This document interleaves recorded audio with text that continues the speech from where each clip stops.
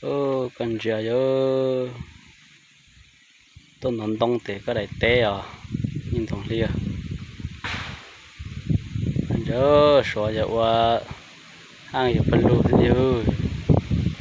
cho lo té té yo ta tọt tông té giờ ta trả lên ý nó này chỉ nhát tà yo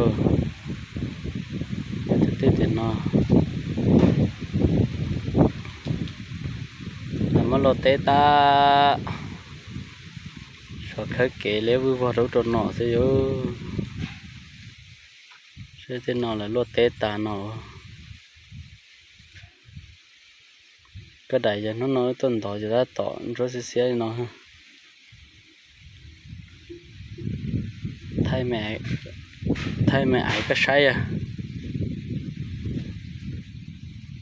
cái say gì thế yo cho nó vui thế yo thế khó lo té đọt ta đấy yo